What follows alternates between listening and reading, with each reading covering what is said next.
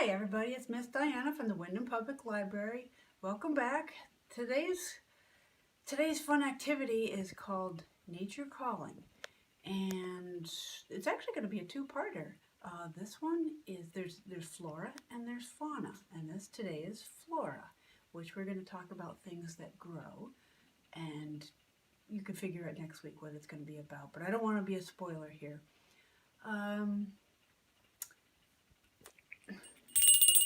Oh, hold on a second. The phone's ringing. Hello? Yes?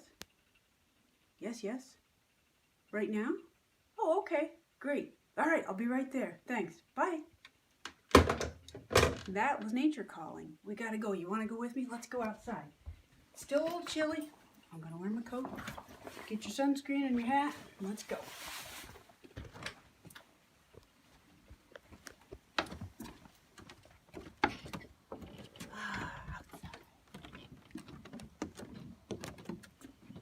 Our first stop today, we're just going to do one crafty thing and the rest are all not so crafty. Did you ever plant any plants before? Because maybe this is the first year you get to do that. There's so many cool things you can plant. And then you might say, well gee, I don't have any pots. Well, the cool thing is you can make your own pot. It's so easy. There's probably things you have at home. We'd be surprised. You need a can. We'll start with this size. Sometimes you can go bigger, sometimes you can go smaller. We're kind of going in between today. And some newspaper. All right. Now, some of the newspapers you get are kind of the shiny ones, whatever.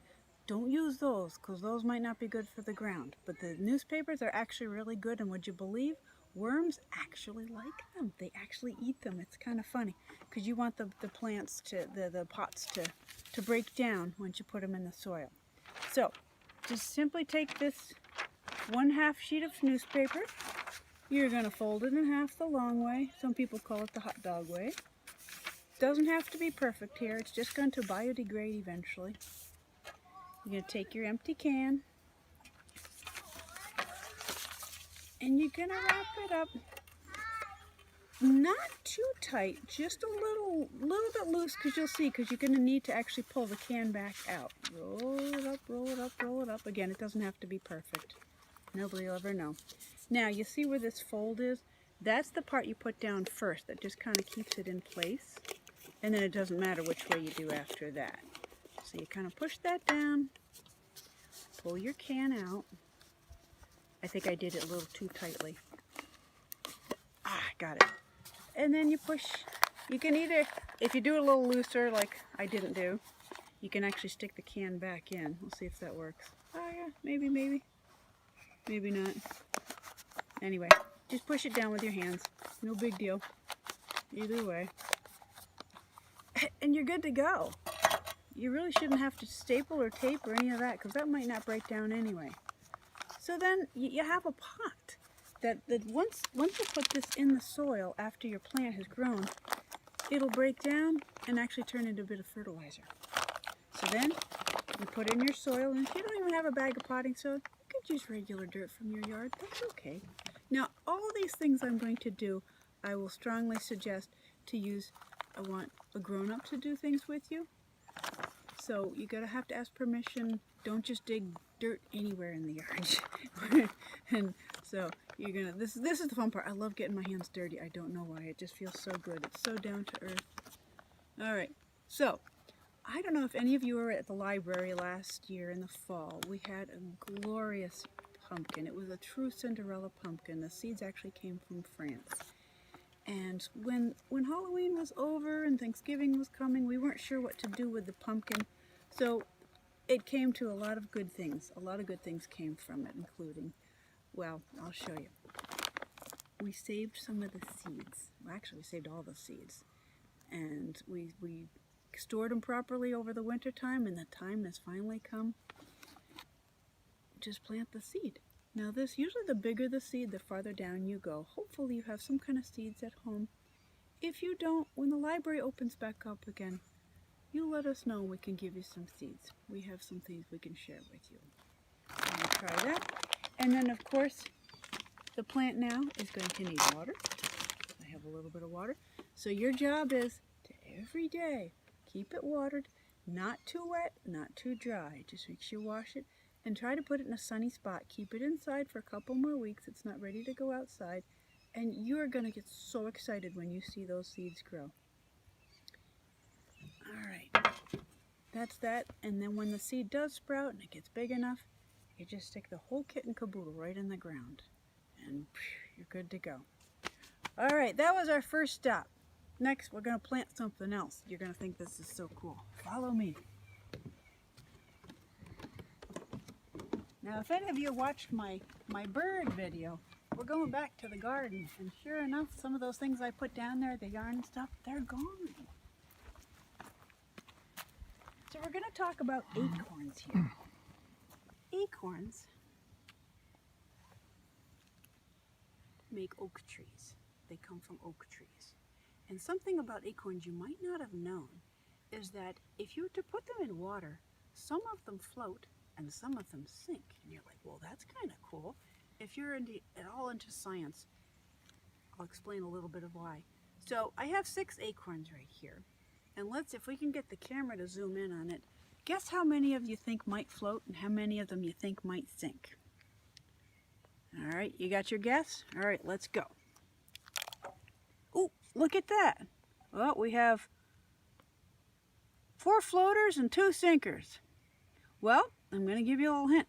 The ones that sink, those are the ones that are going to grow into oak trees. The other ones are not. So we're going to take this one and we're going to go plant it. I could use another oak tree in my yard.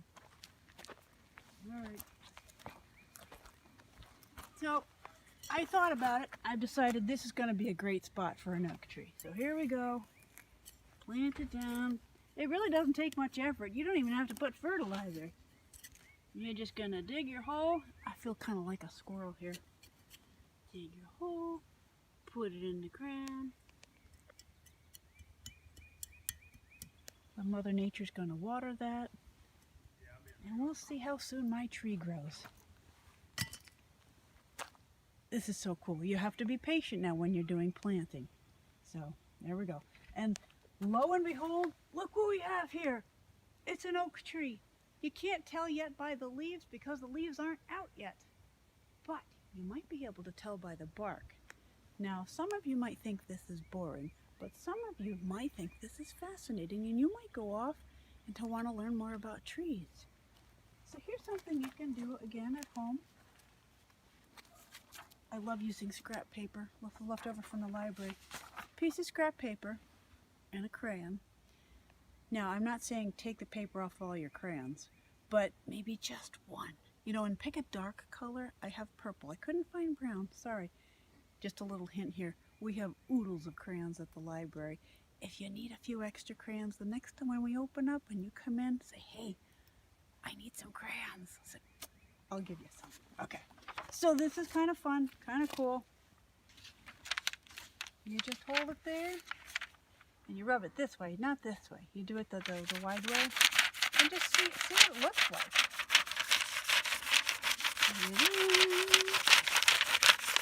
And some people who are tree specialists could say, oh yeah, this is definitely an oak tree, for sure. Alright, so there we have our tree rubbing, our very first tree rubbing there. Now go around your yard, or if you go to one of the trails in Wyndham, bring some scrap paper and some crayons with you. Now pick them up before you leave. Don't leave them on the ground. We don't like litter bugs. Anyway, all right, we're going to move on. I got a couple more activities to do. I'll meet you over there. Hi again. Now we are over here and we're going to, hopefully you have a magnifying glass at home. And if you don't, that's okay. Your phone actually can zero right in like a magnifying glass. So if you're grown up, has one at home, go ahead and zero right on in. So I love looking at flowers. And so the cool thing is when you look at them really, really closely, I know you probably won't be able to see it too good with the camera, but there's so many beautiful colors right here. We have some heather, we have some squill, and I have some vinca vine going here, and I noticed a little violet going over there. I don't know if you can see it. Oh, hey, good job.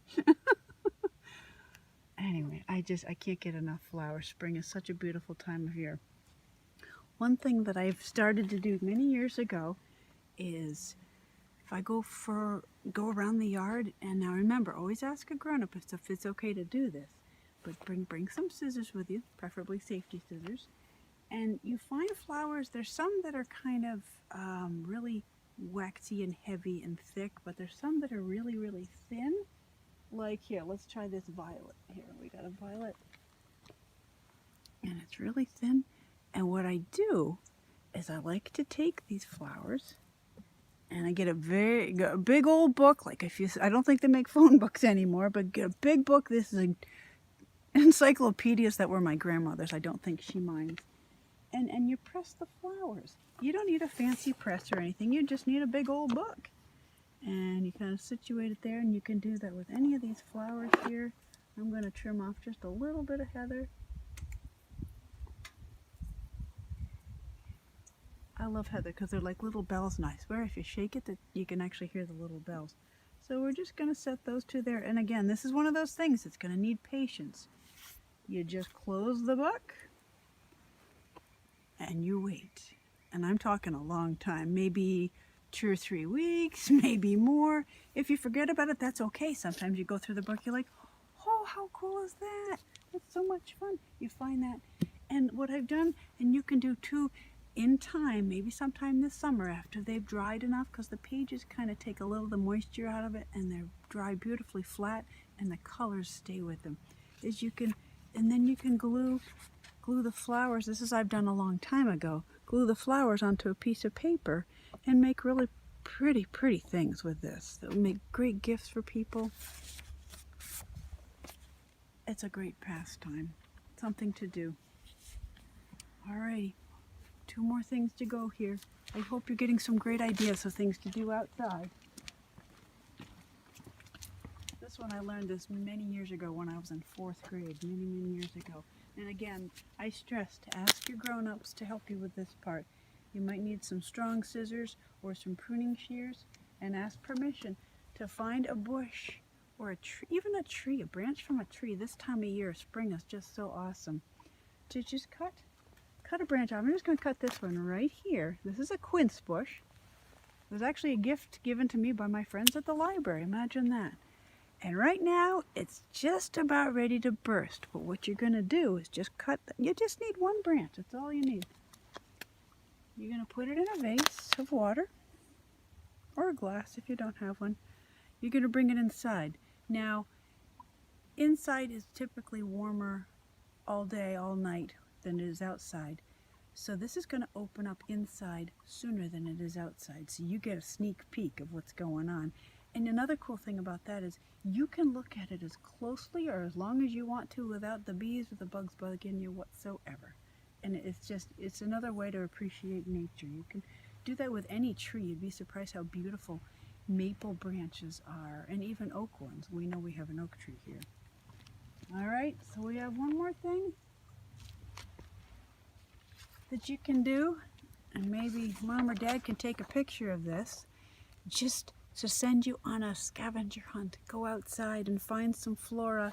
Now when it comes to some leaves, if you find leaves, if there's 3 of them together, leave them be. There's a little rhyme, there's a reason for that one. They might make you itch. We don't want that one. Now, if you see some tree roots, you probably won't be able to bring those inside. We'll have to be realistic, but you can at least look for them. It's so much fun. You don't have to do these in any kind of order. These are just ideas. You might come up with your own ideas. Anyway, so that's it for today. I'm glad you joined me. We'll see you next time for part 2, Flora and Fauna. Hope to see you then. Thanks. Bye.